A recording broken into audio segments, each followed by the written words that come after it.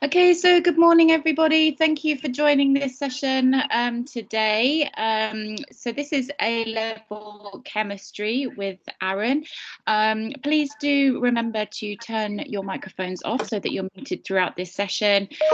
We will certainly have a Q&A session at the end as well. So do please feel free to write or type your messages in the message box as we go along. We do hope you enjoy this session, and yeah, so over to you, Aaron. Good luck. Thank you. Thank you very much. So let me just share my screen first. So you guys will need a pen and paper, preferably.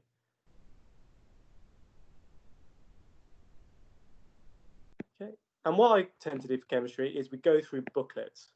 So I've made this booklet here. So I don't like you guys writing loads of stuff, but with chemistry, and especially with organic chemistry, you all have to do a bit of writing, etc. So we've got a first task for you here.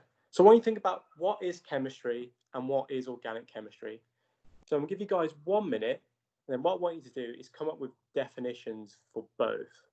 And then if you just write it in the chat, we'll see what everyone thinks. So definitions for chemistry and organic chemistry. Just type it into the chat.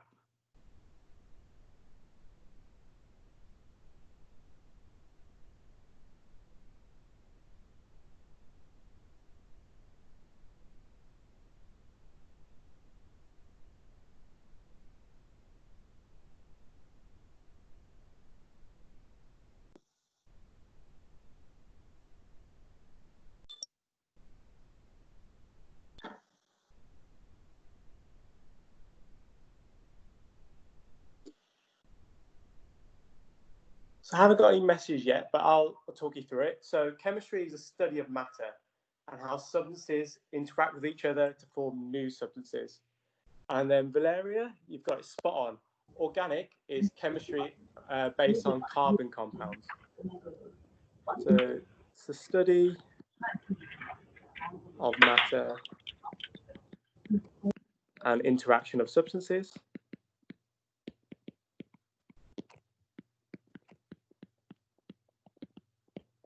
And organic, which is my favorite part of chemistry, is a chemistry revolved around carbon.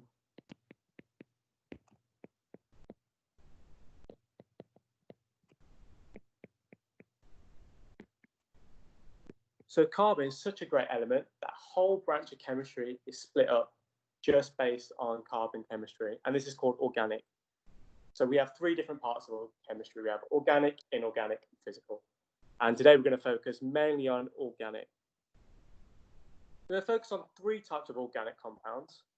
We have alcohols, we have carboxylic acids,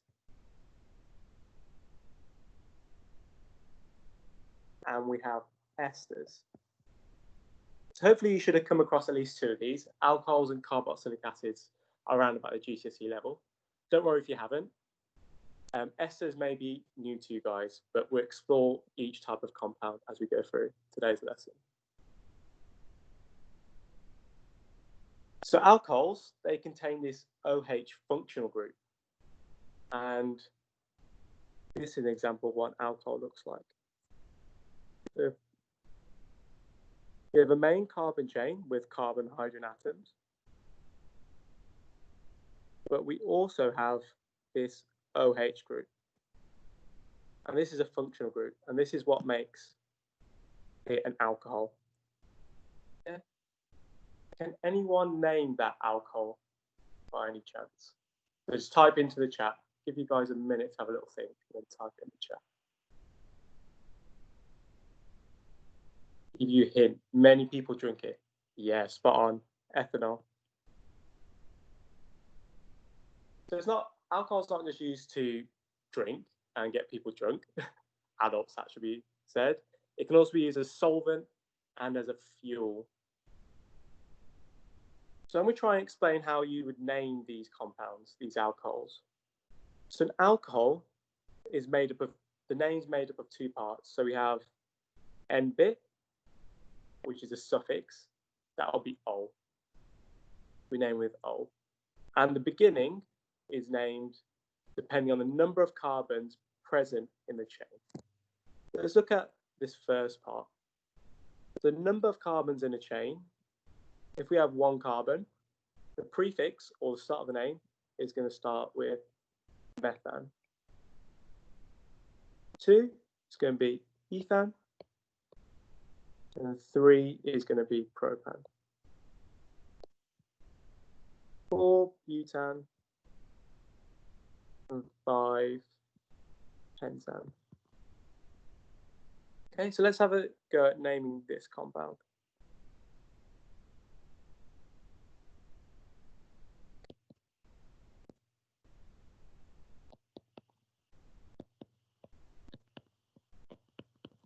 So the first thing to do is to name the number of carbons. We've got 1, 2, 3. So the start of it is going to be propan.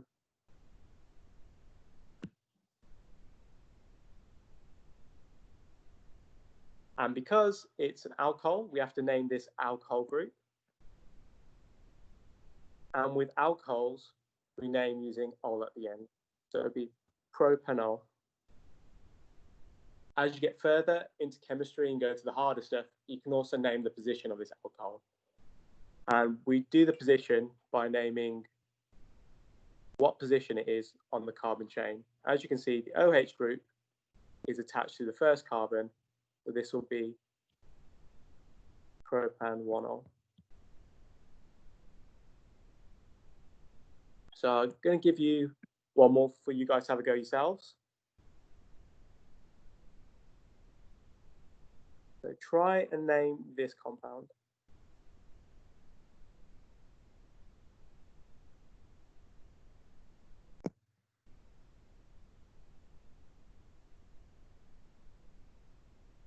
So use the same structure, that IUPAC structure. Spend 2 minutes, try and name that compound.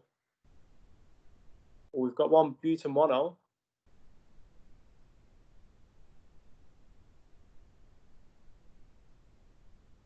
Yes, Shin, yeah, butan 1ol, Charlene, Valeria, excellent stuff. So it'll be butan 1ol. So if we look at this compound, we number the carbons. 1, 2, 3, 4. Our position of the alcohols on carbon 1, it'll be 1ol. It's an alcohol, so it ends in ol. And because we have 4 carbons, it's going to be butan. Okay, so let's try and run through one more.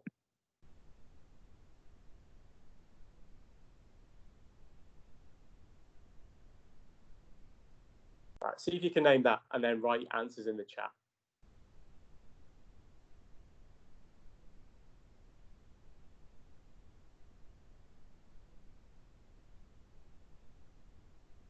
Got 1 is methanol, do we agree?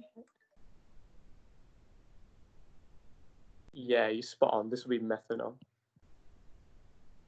And we do not need to name the position of methanol because it's the only place it can be. It can only be on that carbon. So that's alcohols for you and naming alcohols. So let's move on to carboxylic acids. So these are a lot more reactive. And there's all sorts of fun chemistry you'll get to see at A level. So this is an example of a carboxylic acid. So instead of having an OH group, this has this double bond oxygen and an OH group. So this is an example of a carboxylic acid functional group. And as you can see, it has a carbon, double bonded oxygen, single bonded oxygen, and a hydrogen. So you have this COOH group. And this is used for lots of different stuff. Soaps, it's used in manufacture of different drugs. So you may have come across aspirin. And in A2, you do actually complete the practical for aspirin. It's in foods as well. So vinegar is an example of one.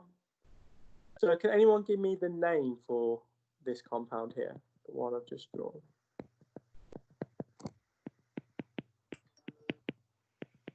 Yes, spot on. This is ethanoic acid. Anyone know what we use it for?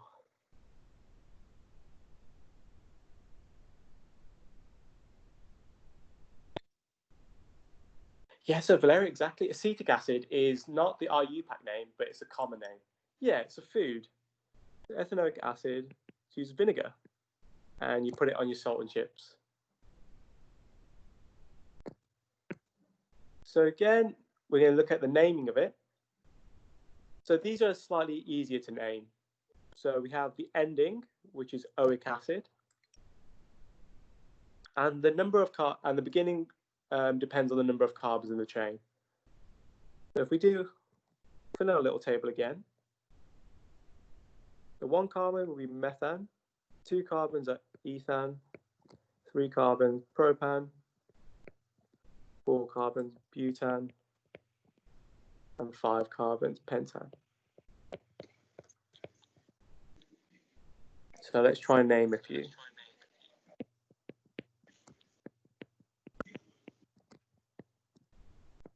So I'll give you an example first.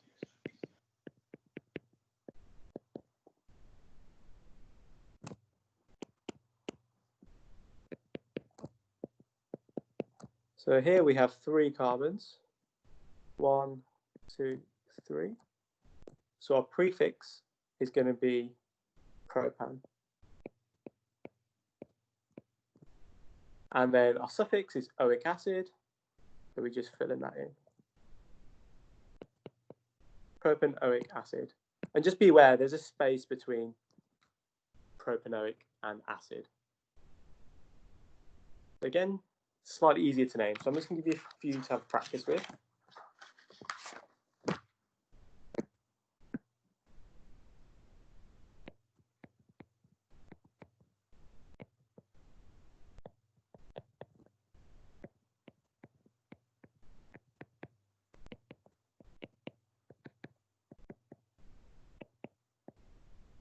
Okay. So type in the chat what you think that compound is called. Oh, we're getting it all spot on. Well done, guys. This is butanoic acid. Because we have 4 compounds, 4 carbons in a chain. Let's try one more.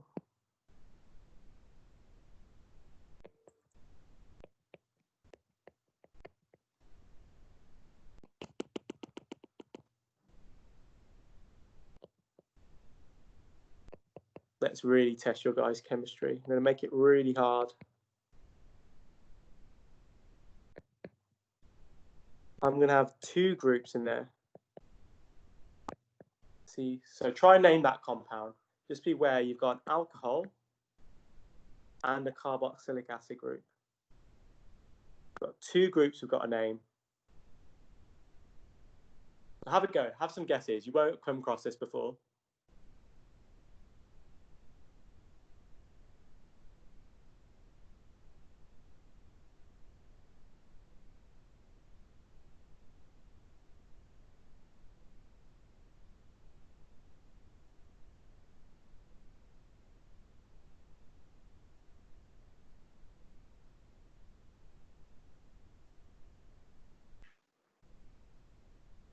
Oh, Valeria, that's a great effort. But you're not quite there. There's just one little trick that I've not taught you, actually.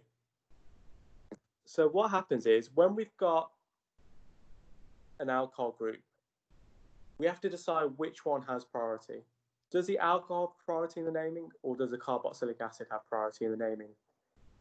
Is actually the carboxylic acid.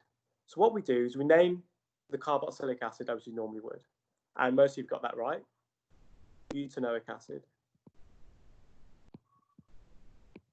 We got that spot on. And then we need to name this alcohol group at the start. And when it's a small functional group, or not a main priority, it's called hydroxy. And we also need to name the position of this hydroxy group. And as you can see, the OH is attached to carbon 3. There's going to be 3 hydroxy butanoic acid. So we name it using 2 parts. So the more complicated your molecule gets and the more functional groups you have, the longer the names are. But once you learn the principles, they become very simple to name.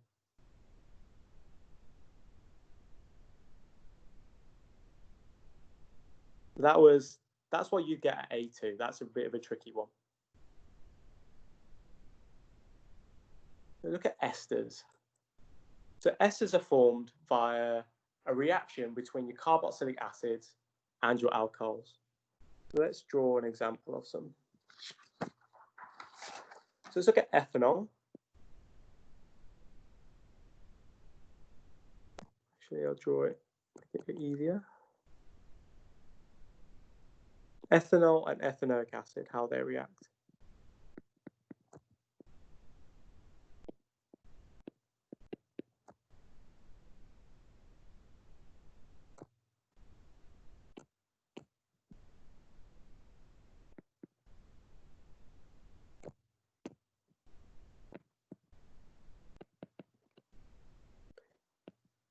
Yes, Valerie, almost there. You're just missing a double bonded carboxylic acid, double bonded carbonyl. This is when these two react. The way this works is through a condensation reaction and water is removed. So what happens is water is removed and these three atoms are removed from the molecule. And then there are two compounds, our ethanoic acid and our ethanol, combined together through a reversible reaction. So where we've lost the OH, we've now formed a bond between the carbonyl to this oxygen, and this is bonded to two carbons. So as you can see, these molecules are joined together.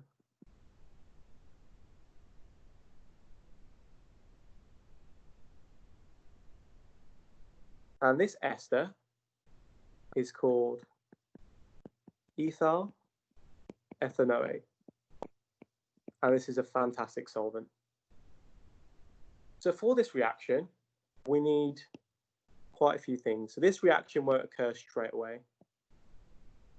What we need is a catalyst, and this will be concentrated H2SO4. So can someone give me a definition of what a catalyst is? Just type it in the chat. Definition of a catalyst.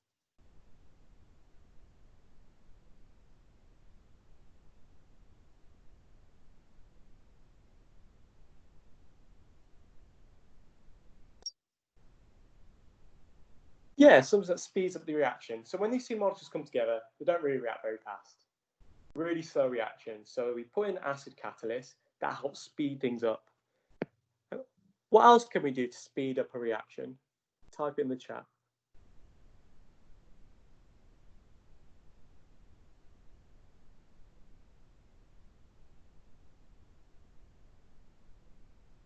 Heat, spot on. We could put some heat, and this new type of apparatus we use, well, not new, just something you may be unfamiliar with, is heat with reflux.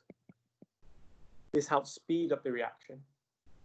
And then we form ethyl ethanoate. So down below is an example of a reflux apparatus. So what refluxing is continually heating your mixture for long periods of time. So you need to do this because it's a slow reaction. The problem with heating something for a prolonged period of time is you've got, inside that, you've got an alcohol and you've got carboxylic acid. If you heat a liquid, it's going to evaporate and your reactants are going to go and evaporate off. So what we do is we attach a condenser, and at the bottom, the water is cold. So water goes in at the bottom. This makes this part of the reaction flask cold. So what's going to happen when our gases hit the cold part? Can anyone tell me? So liquid's heated up, evaporated off. Yeah, exactly. It's going to condense. So what happens is condenses back to a liquid and drops back into our reaction flask. So this ensures our reactants aren't escaping and we have a complete reaction.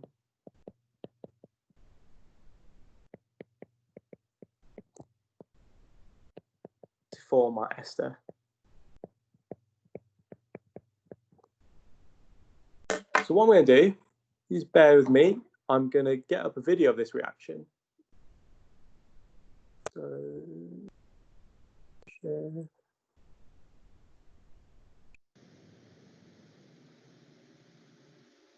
Okay, so you should be able to see my screen and the video. Let me know if you can't.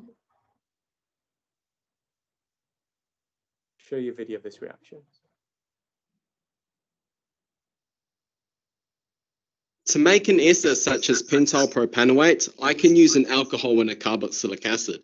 Just off the name, it means that I need to use pentan-1-ol and propanoic acid. Notice that pentan-1-ol and propanoic acid are both colorless liquids, and that when I add these two to the flask, it doesn't look like anything's happening. I'm also going to add just a small amount of concentrated sulfuric acid. The whole point of adding concentrated sulfuric acid is to just drive the reaction forward so that I produce more ester product. I increase my yield by doing that. And it does that because on the product side, it does produce water, and I do add concentrated sulfuric acid to help remove the water, so it pushes the equilibrium forwards. Now, to make this reaction go even faster, I'm going to apply heat to the bottom. And usually when you guys have done practicals in high school, you probably would have used a Bunsen burner to do that. The problem with using a Bunsen burner flame is that it can get really, really, really hot, which is not what I want. I want a gentle heat towards the bottom, and I also want to make sure that that heat is evenly distributed along the bottom of that round flask. So I'm going to use a sand bath to do that. We're going to bury this flask into a sand bath, and then we're going to apply heat from the bottom of the sand bath just to help make sure it's all nice and evenly distributed. We're not going to let this deceive us in the sense that the sand makes us think it's cold.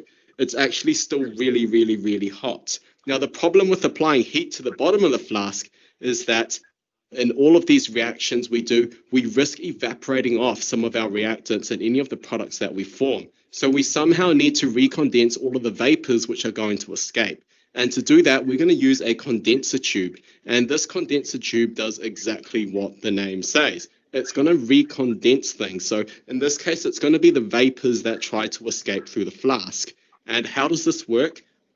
On the outside of the condenser tube is a second layer of glass, and in the bottom we pump in cold water, which then circles around the tube on the inside and then escapes from the top. And this helps keep the whole top part of that flask cold, which means that any hot vapors which try to escape can recondense back into the flask to either complete the reaction or just remain in the flask in the form of the product that we want, in this case an ester. That's one of the disadvantages of this reaction, is that you do need some specialty equipment to collect your ester in the end. The other disadvantage of this reaction is that it's also quite slow. Notice that even though I've had all my reactants and products in my flask, it's still a mixture, as if like nothing had actually happened. It just looks like water to me. Over on this side, on top of the hot plate, is the actual flask, which I've actually had running for about an hour to almost 2 hours now, with some gentle heat from the bottom.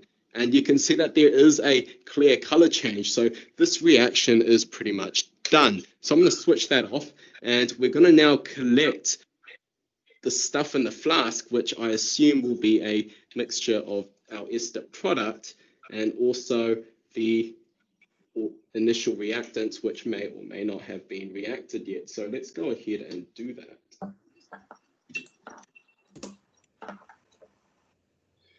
Now, when I've got that, you can see that my flask is a brownish color.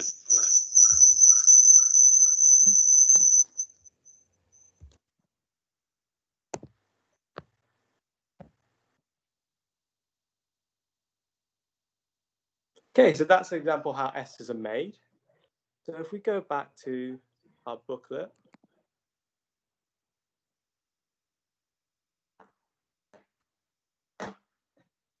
can you guys see the booklet? Yeah, you should be able to see it now. So we made our ester. Esters are really important in daily life.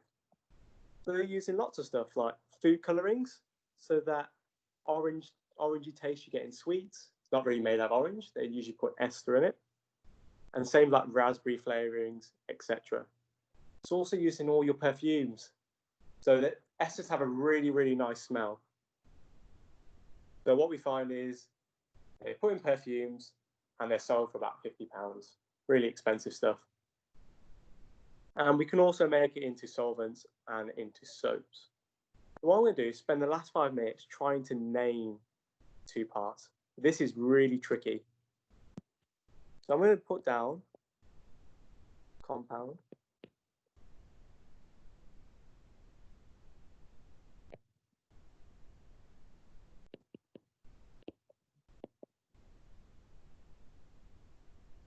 So this is an ester. Can anyone have a guess how we would name this compound, or what this compound would be called? See if we can get it. Ethyl butanoate? Oh, you're so close. Any other guesses?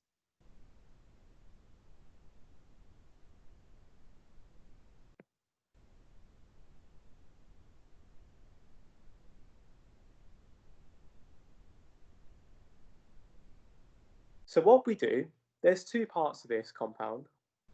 The ester is made up of a carboxylic group. Oh, it's good guess, Valeria.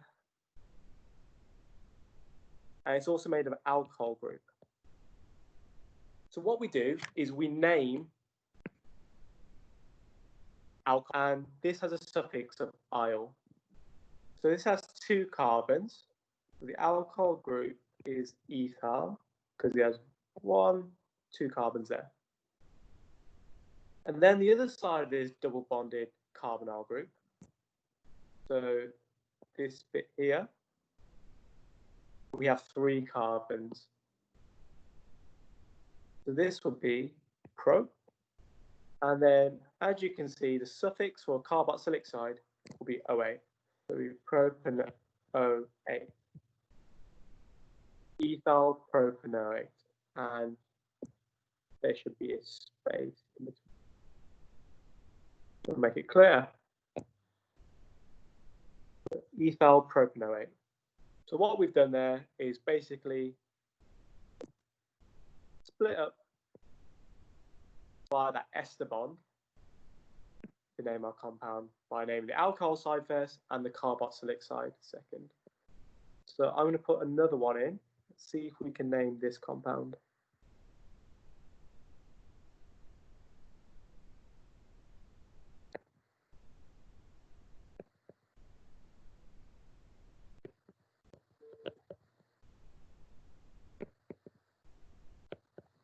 So name that compound.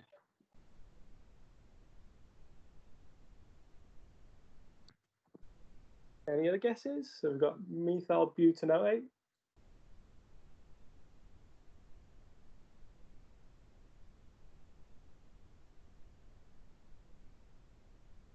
Yeah, it's spon. So again, we're going to split our compound between this carbonyl and the oxygen. So this side, the right-hand side, is the alcohol part. Has 1 carbon. So it's methyl. And then if we look at the carboxylic part, this has 4 carbons, therefore will be butanoate.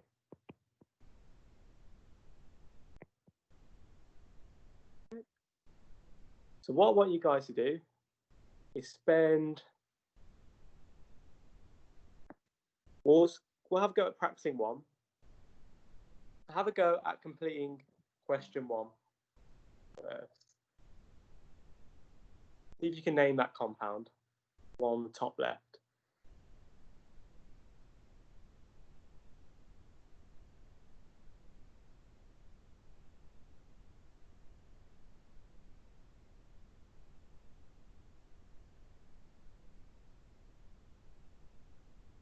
So we've got ethyl propanoate. Does everyone agree?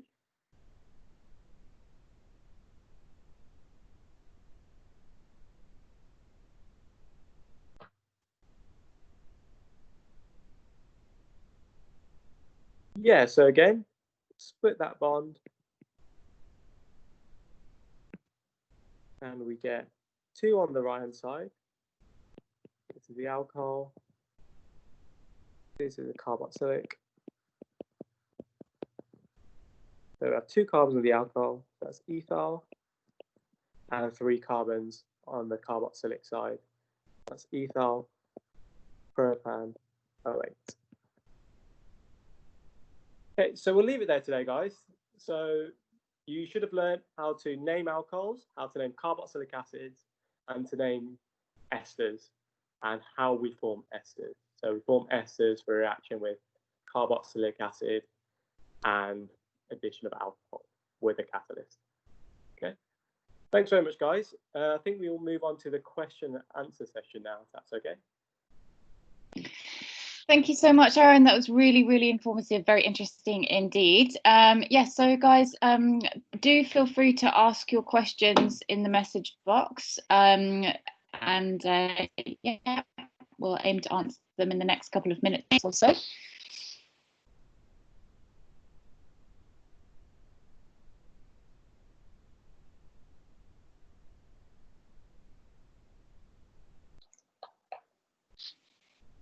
Clearly very informative. Which is a good thing. If there are no questions, I think all the questions were answered all the way through. It was really, really, really interactive and great, really very enjoyable. Thank you so much, Aaron. Just to say, if you do have any questions moving forward, and you can't think of any right now, then do feel free to email international@mpw.ac.uk, and we can certainly try and answer for you. So yeah, if there isn't anything at the moment, then I guess, yeah, we can leave it as is. Aaron, would you like to finish with anything? Oh, hang on, wait, Valeria has got a question. Sorry, hold your horses. Are you going to talk about the mechanism about esterification later? So at A level, we don't actually look at the mechanism for esterification. It's like a second-year university application. But what you will see is a lot of mechanisms for how an alcohol interacts with haloalkanes, etc. So you'll get to see that at A level. But it's not, esterification is not on the A level specification. Okie dokie. All right, perfect. Any more questions?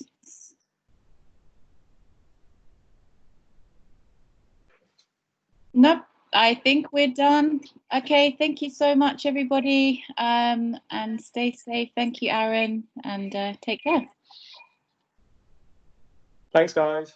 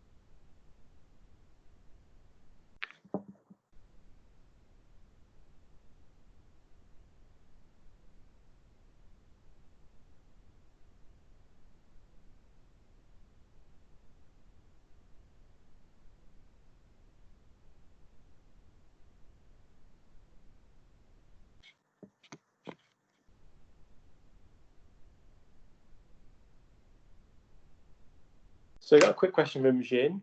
So yeah, they can both lose that oxygen. It's just that only one of those oxygens comes off. So it can be either. It doesn't matter. As long as we've got water coming off, that's how it would work.